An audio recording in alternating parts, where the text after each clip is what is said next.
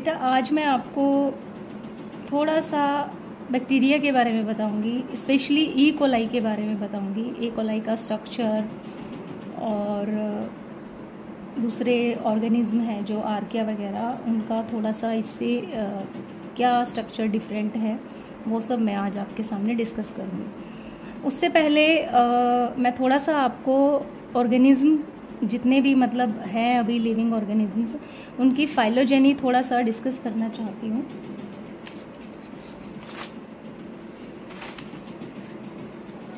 Phylogeny of life. Phylogeny means evolutionary history of organisms and their relationship among them.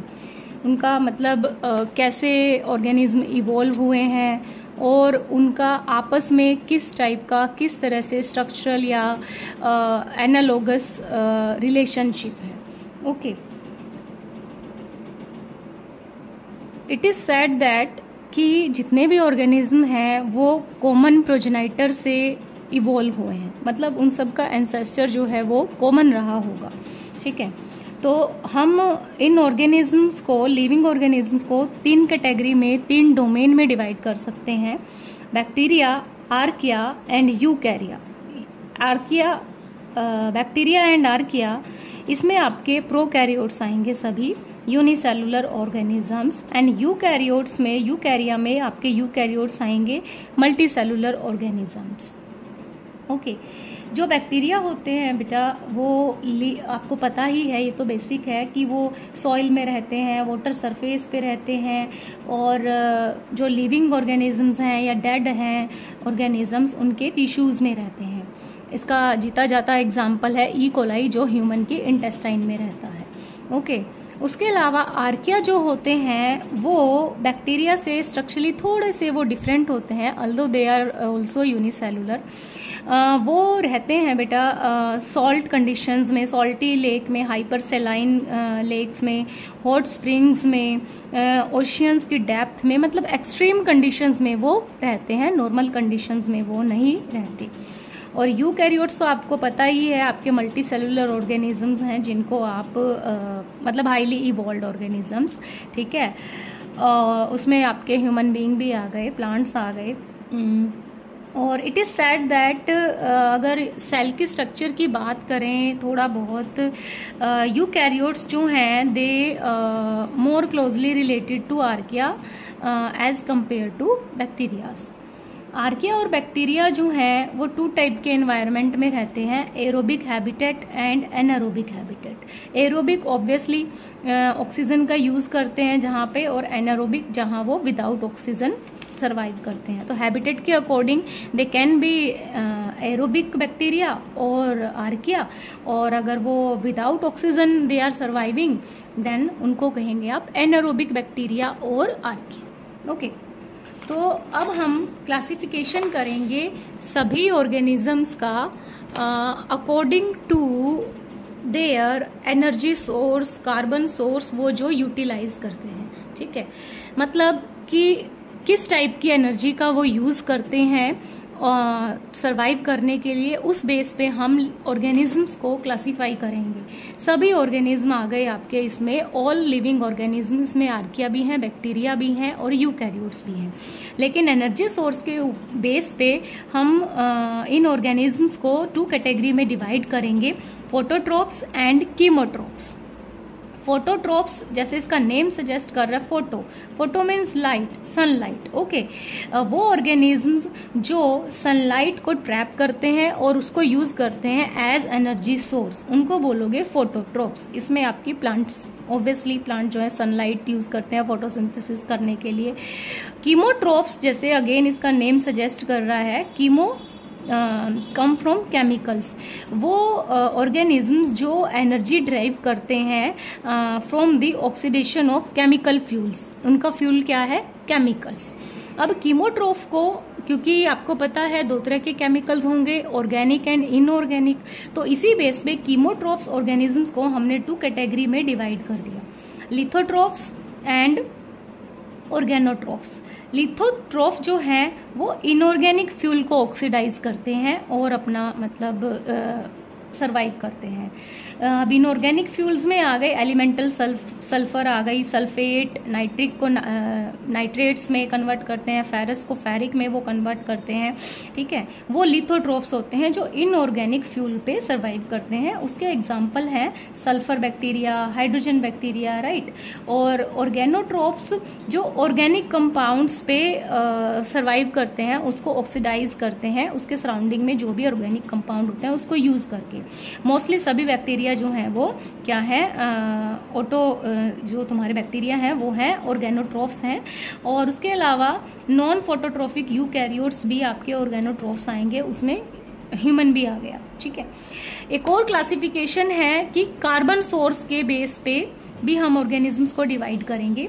जो फोटोट्रोफ है, जो sunlight use करते हैं, उनको भी उनके कार्बन सोर्स के बेस पे हम फोटोट्रोफ को आगे 2 कैटेगरी में डिवाइड करेंगे, autotrophs and हेटेरोट्रोफ्स। Auto means self, जो अपना फूड खुद बनाते हो, ठीक है।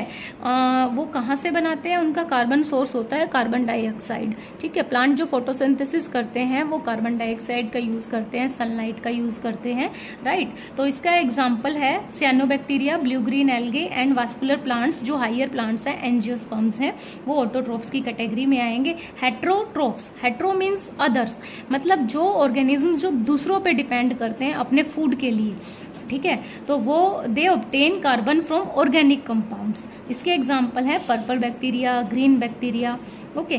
This is the about brief classification of all the organisms.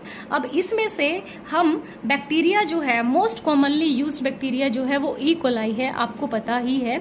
और साइंटिस्ट भी ज़्यादातर एक्सपेरिमेंट्स, अगर आप साइंस के स्टूडेंट्स हो आपको पता ही होगा, मोस्ट ऑफ द एक्सपेरिमेंट जो है वो ई कोलाई पे करके ही प्रूफ किए जाते हैं, ठीक है। तो आज हम थोड़ा सा ई कोलाई के बारे में पढ़ेंगे कि ई कोलाई का स्ट्रक्चर कैसे है।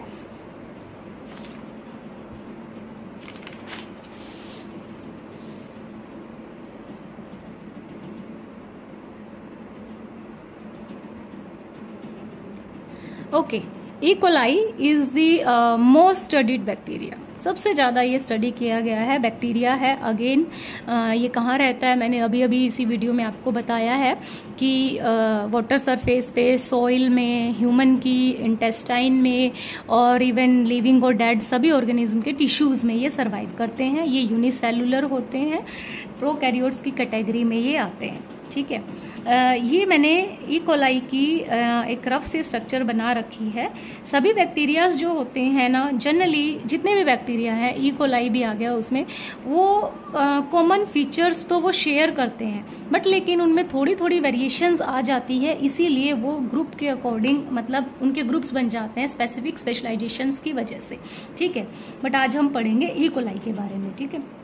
ई कोलाई जो है एक हार्मलेस बैक्टीरिया है, इससे हमें कोई नुकसान नहीं है, and it leaves in the human intestinal track, human के इंटेस्टाइन में ये रहता है।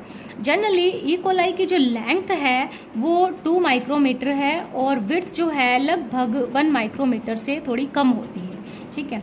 अब इसके जो स्ट्रक्चरल पार्ट्स हैं इसकी सेल के, उनको मैंने 5 कैटेगरी में डिवाइड किया है। सेल एनवेलप, न्यूक्लियोइड, पिलाई, फ्लैजिला एंड राइबोसोम्स। सबसे पहले मैं बात करूंगी सेल एनवेलप की।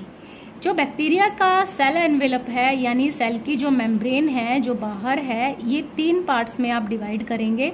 आउटर मेम्ब्रेन, जिसको मैंने ब्लैक कलर से शो किया है, उसके बीच में मिडल वाली ग्रीन कलर की, it is a peptidoglycan layer, and जो इनर मोस्ट है रेड कलर की, वो इसकी इनर प्लाज्मा मेम्ब्रेन है, ठीक है। ये 3 लेयर हो गई, ठीक है।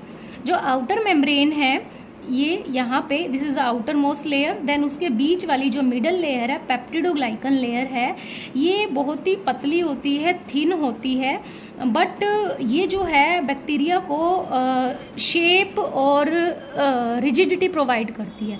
पतली बेशक होती है बट ये बहुत स्ट्रॉन्ग होती है, इसीलिए बैक्टीरियल सेल को शेप और रिजिडिटी ये प्रोवाइड करती है। और पेप्टिडोग्लाइकन, जैसे इसका नेम सजेस्ट कर रहा है, it is made up of polymer of N acetyl glucosamine and muramic acid. Then inner membrane, plasma membrane. Plasma membrane तो आपको पता ही है, it is a thin bilayer of lipid and some penetrated proteins. Plasma membrane lipids और proteins की बनी होती है। Then will talk about the cytoplasm. ये जो है अंदर का फ्लूइड जो है, ऑब्वियसली इट इज साइटोप्लाज्म। इस साइटोप्लाज्म में लगभग 15,000 के आसपास राइबोसोम्स होते हैं। राइबोसोम्स यूकैरियोट्स में भी क्या है, प्रोटीन सिंथेसिस फैक्ट्री है, एक तरह से प्रोटीन बनाने में हेल्प करते हैं। तो यहाँ पर भी बैक्टीरिया में भी राइबोसोम्स जो हैं वो प्रोटीन्स बनाने का उनका सेम फंक्शन होता है। उसके अलावा various different enzymes and there types. जो ई कोलाई का साइटोप्लाज्म है उसमें अलग अलग तरह के डिफरेंट एंजाइम्स होते हैं, उसके फर्दर सब टाइप्स होते हैं। उसके अलावा इसमें बहुत सारे ऑर्गेनिक कंपाउंड्स होते हैं, 1000 के आसपास या उससे कम, जिनका मोलिकुलर वेट 1000 से कम होता है। उसमें सभी मेटाबोलाइट्स भी आ गए, कोफैक्टर आ गए, इनऑर्गेनिक आयंस आ गए। ये मैंने यहाँ गलत लिख दिया, प्रोटीन सिंथेसिस में हेल्प करते हैं राइबोसोम्स। ठीक है। सो सेल एनवेलप आपने कर लिया, जिसके 3 पार्ट्स हैं, outer membrane, peptidoglycan layer middle वाली जो एन एसिटाइल ग्लूकोजामाइन और म्यूरामिक एसिड से मिलके बनी है, उसका पॉलीमर है। इनर मेम्ब्रेन लिपिड और पेनिट्रेटेड प्रोटीन से बनी है, this is cell membrane. Then cytoplasm. Cytoplasm में बहुत सारे राइबोसोम्स हैं, अलग अलग तरह के एंजाइम्स हैं, ऑर्गेनिक कंपाउंड्स हैं, metabolites and cofactor, inorganic ions भी हैं। ठीक है।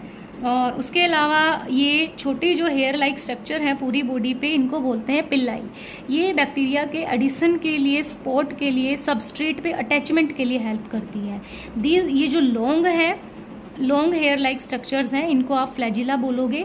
ठीक है। और ये इसको प्रोपेल करने में हेल्प करते हैं, मोशन के लिए, मूवमेंट के लिए हेल्प करते हैं फ्लैजिला। ठीक है। बेसिक डिफरेंस जो है प्रोकैरियोट और यूकैरियोट का, जो आपको पता ही है, वो न्यूक्लियस का है। जो प्रोकैरियोटिक यानी बैक्टीरिया का जो न्यूक्लियस होता है वो, उसको हम न्यूक्लियोइड बोलते हैं। क्यों? बिकॉज जो बैक्टीरिया का यानी ई कोलाई का जो न्यूक्लिक कंटेंट है, क्रोमोसोम डीएनए, वो मेम्ब्रेन बाउंड नहीं होता, इसमें कोई न्यूक्लियर मेम्ब्रेन नहीं होती। जो जेनेटिक मटेरियल है बैक्टीरिया का वो एक जगह स्केटर्ड होता है। ठीक है। और कुछ उसमें साथ में एसोसिएटेड प्रोटीन्स होते हैं। जिस रीजन में वो स्केटर्ड होता है उस रीजन को बोलते हैं न्यूक्लियोइड। ये जो न्यूक्लियोइड है ई कोलाई का, इसका जो डीएनए जेनेटिक मटेरियल है सिंगल, सिंपल, ठीक है, और लॉन्ग होता है, लॉन्ग सर्कुलर डीएनए मॉलिक्यूल होता है। यहाँ पे ये स्केटर्ड होता है। This region is known as nucleoid region, जितने रीजन में इसका जेनेटिक मटेरियल फैला हुआ है। ठीक है। उसके बाद न्यूक्लियोइड के बारे में ही मैंने यहाँ लिखा है कि ये सिंगल होता है, इसमें डीएनए सर्कुलर होता है, सर्कुलर मॉलिक्यूल ऑफ डीएनए, और लॉन्ग होता है, इट्स अ क्रोमोसोमल डीएनए। ठीक है। सिंगल इसका मतलब ये नहीं है कि मतलब सिंगल स्टैंडर्ड नहीं, मतलब एक पूरा long circular molecule of DNA. उसके अलावा बैक्टीरियाज में जो है प्लाज्मिड होते हैं। प्लाज्मिड आपको पता ही होगा। प्लाज्मिड एक्स्ट्रा क्रोमोसोमल डीएनए होते हैं, सर्कुलर होते हैं, और क्रोमोसोमल डीएनए से इनकी लेंथ जो है स्मॉल होती है। अगर मैं मान लो यहाँ पे ड्रॉ करूँ तो कुछ इस तरह से क्रोमोसोमल डीएनए से अलग होते हैं ये प्लाज्मिड डीएनए। ठीक है। स्मॉल होते हैं, सर्कुलर होते हैं, और इनके पास वो कैपेसिटी होती है, दे कैन सेल्फ रेप्लिकेशन कर लेते हैं, because they have origin of replication. और इनके इन्हीं फीचर्स की वजह से इनको जेनेटिक इंजीनियरिंग टेक्निक्स में एज अ टूल यूज किया जाता है, वेक्टर की फॉर्म में यूज किया जाता है। रिकॉम्बिनेंट डीएनए बनाया जाता है इनसे, और फिर एलियन पीस ऑफ डीएनए जो है होस्ट में ट्रांसफर किया जाता है। ठीक है। और वैसे तो बैक्टीरियाज जो हैं वो एंटीबायोटिक्स के अगेंस्ट रेजिस्टेंस जीन कैरी नहीं करते, लेकिन जो कुछ प्लाज्मिड्स होते हैं बैक्टीरिया में, in nature they confer resistance to toxins and some antibiotics. और इन्हीं फीचर्स की वजह से प्लाज्मिड को जो है यूज़ किया जाता है जेनेटिक इंजीनियरिंग टेक्निक में, जहाँ पे इनका जो एंटीबायोटिक रेजिस्टेंस जीन है वो सिलेक्टेबल मार्कर के फॉर्म में यूज़ किया जाता है। अब थोड़ा सा मैं एक चीज़ बताऊंगी कि आर्किया, बैक्टीरिया, सियानोबैक्टीरिया, इन सब के सेल एनवेलप में क्या डिफरेंस है। Based upon differences in cell envelope structure some bacteria are, मतलब जो मैंने अभी आपको बताया था कि बैक्टीरिया की जो सेल मेम्ब्रेन है, ये सेल एनवेलप है पूरा, जो 3 लेयर से मिलके बना है, outer membrane, middle layer peptidoglycan and inner membrane. जो आर्किया है, सियानोबैक्टीरिया है, उनकी मेम्ब्रेन में ही डिफरेंसेस होते हैं बैक्टीरिया से। तो वो क्या डिफरेंसेस होते हैं, मेम्ब्रेन में डिफरेंस के बेस पे हम बैक्टीरिया को डिवाइड करेंगे, ग्राम positive bacteria, gram negative bacteria, सियानोबैक्टीरिया and archaea. Gram positive, ये जो ग्राम पॉजिटिव बैक्टीरिया रिटेन्स ग्राम स्टेन। ग्राम स्टेन एक तरह की डाई है, मतलब इसको, ये स्टेन है, इसको इंट्रोड्यूस किया था हंस क्रिश्चियन ग्राम ने 1882 में, ठीक है। इसीलिए उनके नाम पे इस स्ट्रेन का नाम रख दिया गया है। जो बैक्टीरिया इस स्ट्रेन से इसको रिटेन कर लेते हैं उनको ग्राम पॉजिटिव बैक्टीरिया बोलते हैं, ठीक है। और वो कैसे होते हैं बैक्टीरिया, उनकी आउटर मेम्ब्रेन नहीं होती और पेप्टिडोग्लाइकन लेयर होती है बहुत ही थिक, और इनर मेम्ब्रेन होती है प्लाज्मा मेम्ब्रेन। मतलब ग्राम पॉजिटिव बैक्टीरिया में no outer membrane, okay. Then gram negative bacteria, gram negative bacteria का एग्जाम्पल है ई कोलाई। नेगेटिव मतलब they do not retain gram stain, मतलब उससे वो स्टेन्ड नहीं होते। इसका एग्जाम्पल है ई कोलाई। उनमें आउटर मेम्ब्रेन भी होती है, पेप्टिडोग्लाइकन की लेयर भी होती है, और इनर जो है लिपिड प्रोटीन वाली मेम्ब्रेन भी होती है, तीनों लेयर होती है, वो ग्राम नेगेटिव बैक्टीरिया। सियानोबैक्टीरिया जो ब्लू ग्रीन एल्गे है, ये भी ग्राम नेगेटिव होते हैं, they do not retain gram stain, ठीक है। इनमें भी क्या है, आउटर मेम्ब्रेन नहीं होती, ठीक है। और पेप्टिडोग्लाइकन की जो लेयर है सियानोबैक्टीरिया में बहुत ही थोड़ी टफ होती है, हार्ड होती है, और जो इनर मेम्ब्रेन होती है सियानोबैक्टीरिया में, उसमें फोटोसिंथेटिक पिगमेंट्स होते हैं, ठीक है। और फोटोसिंथेटिक पिगमेंट होते हैं, तो इसीलिए ये जो सियानोबैक्टीरिया है वो ऑटोट्रोफ्स की कैटेगरी में आते हैं। ये अपना फूड खुद बनाते हैं और फोटोसिंथेसिस करते हैं, because they have light pigments, photosynthetic pigments. Next archaea है। आर्किया जो है उनमें आउटर मेम्ब्रेन नहीं होती है, और जो पेप्टिडोग्लाइकन की मिडल लेयर है वो भी स्यूडोग्लाइकन होती है, स्यूडोग्लाइकन की लेयर होती है। पेप्टिडोग्लाइकन से थोड़ा सा डिफरेंट है इसकी कॉम्पोजिशन स्यूडोग्लाइकन की। देन जो उसकी इनर मेम्ब्रेन होती है वो भी ई कोलाई की जो इनर मेम्ब्रेन है, प्लाज्मा मेम्ब्रेन है, उससे थोड़ी सी डिफरेंट होती है कॉम्पोजिशन में, ठीक है। आई होप आपको ये समझ में आया होगा कि सेल एनवेलप के बेस पे हम ऑर्गेनिज्म को कैसे क्लासीफाई करेंगे, gram positive, gram negative, सियानोबैक्टीरिया and archaea. Gram positive जो ग्राम स्टेन को रिटेन्स करते हैं, उनमें आउटर मेम्ब्रेन नहीं होती, पेप्टिडोग्लाइकन लेयर होती है और इनर मेम्ब्रेन होती है। ग्राम नेगेटिव ई कोलाई इसका एग्जाम्पल है, नेगेटिव इसलिए क्योंकि they do not retain gram stain. इसमें तीनों मेम्ब्रेन है, आउटर मेम्ब्रेन भी है, पेप्टिडोग्लाइकन की लेयर भी है, और इनर मेम्ब्रेन भी है जो लिपिड और प्रोटीन्स की बनी है, पूरा सेल एनवेलप है। और सियानोबैक्टीरिया इसमें अगेन नेगेटिव है, ये इसमें आउटर मेम्ब्रेन नहीं है, पेप्टिडोग्लाइकन की लेयर है वो टफ सी, और जो इनर मेम्ब्रेन है उसमें फोटोसिंथेटिक पिगमेंट्स है, जिस वजह से सियानोबैक्टीरिया जो है वो फोटोसिंथेसिस करके अपना फूड खुद बनाते हैं। आर्किया जो है उनमें आउटर मेम्ब्रेन नहीं होती, और जो बीच वाली मिडल वाली पेप्टिडोग्लाइकन लेयर है वो भी स्यूडोग्लाइकन है, means slightly different from the pure peptidoglycan layer composition में, एंड इनर मेम्ब्रेन भी उसकी कॉम्पोजिशन भी डिफरेंट होती है नॉर्मल जो प्लाज्मा मेम्ब्रेन है उससे। एंड ग्राम स्टेन के बारे में मैंने आपको बता ही दिया, इसको इंट्रोड्यूस किया था हंस क्रिश्चियन ग्राम ने 1882 में। आई होप आपको इस वीडियो से, आई नो मैंने आज आपको बिल्कुल ही बेसिक ही बताए हैं जो हर स्टूडेंट को पता होते हैं, बट समटाइम ऐसा होता है कि हम बेसिक चीज़ों को रिमाइंड नहीं करते हैं और हायर लेवल पे चीज़ें बहुत ज़्यादा पढ़ लेते हैं, बट कभी कभी बेसिक चीज़ें भी पढ़ना हमारे लिए बहुत बेनिफिशियल होता है। तो आई होप आपको ये बेसिक सी इंफॉर्मेशन अबाउट दी ऑर्गेनिजम्स का, उनका क्लासिफिकेशन, अबाउट ई कोलाई समझ में आया होगा और आपके लिए यूज़फुल होगा।